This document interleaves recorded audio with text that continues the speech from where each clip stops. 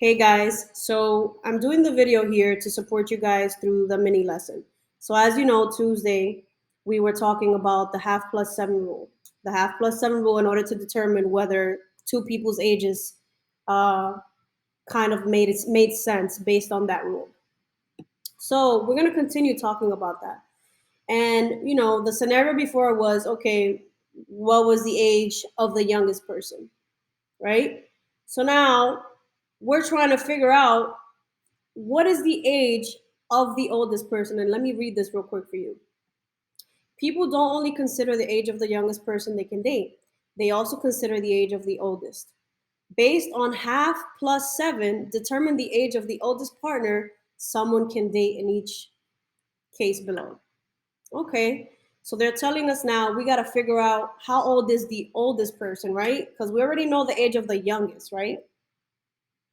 So in this case, the person's age, right? The oldest person is something that we don't yet know. However, what we do know is the following: the age of the youngest partner.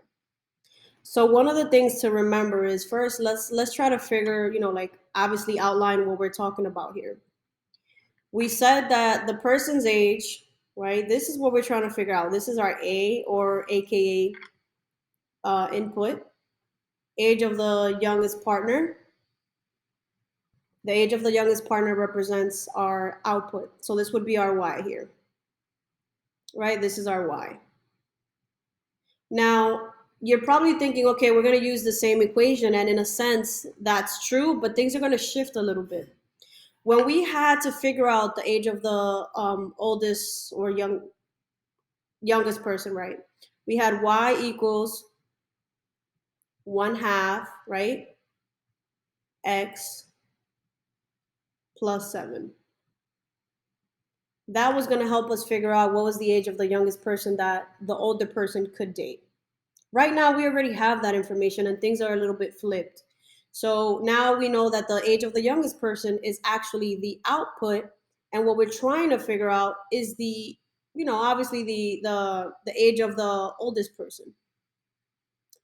So right now, let's look at this. Let's see how this works. So there are multiple ways that you can figure this out, right? Now, what I did here is that I use the information that I already know, right? I know that we have the age of the youngest person and that it represents my output Y. So I took that number, that value that represents my output, and I substituted it with Y. And the reason why I did this is because now that I have that information, I can solve for X. And once I figure what X is, then I would know the age of that older person.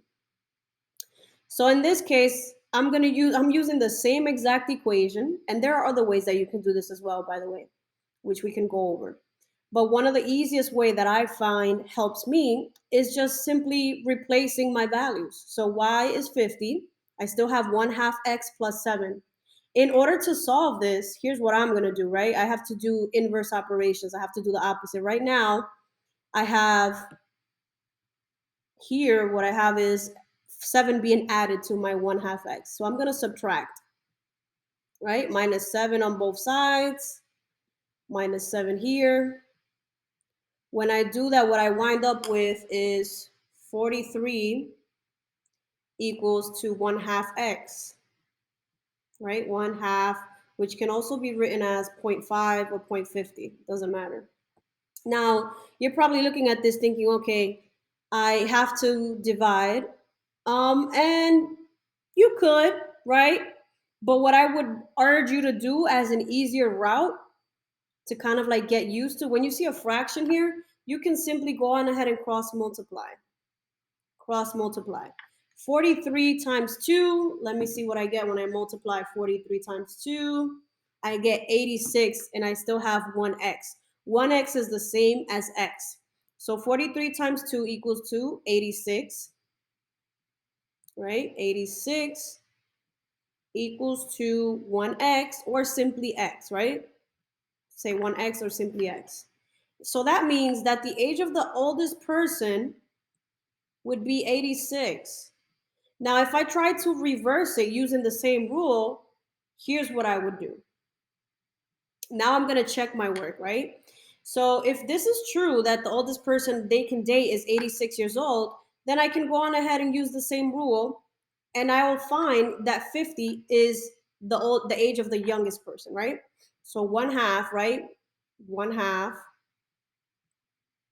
times 50 plus 7.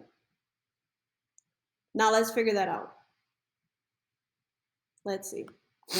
Let's see if it works. I don't know. It may or may not. Ooh, I put the wrong number, not 50. Let me fix that. I was going to make a mistake there, guys. So what I'm substituting now is the number that I had to check my work.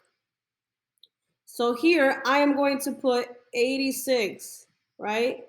86. So one half of 86 is 43, right? So 43 plus 7 equals 50. So right now, I literally substituted the numbers that they gave me into the equation, the same equation, and I still got my answer. So if I got 50, I know that this number here is correct. So now I want you to try to do the same thing with these different inputs here. And remember, not inputs, sorry. So these are our outputs, right? And we're trying to figure out the input. And during our class time, I'm obviously going to explain to you other different ways to do that, but I didn't want the video to be too long. So one more time, all you're doing is just kind of like replacing the values that you already have in the equation. You're going to substitute your values. So because we already know what the outputs are, instead of replacing the x with inputs because we don't have inputs, you're going to replace the y with the number. And then that'll help you figure out what your inputs are. Same concept. All we're doing is working reverse. And if you want to learn additional ways to do this, we'll actually go over this individually because I don't want you guys to get lost in the different ways. All right. So let me know if this helped.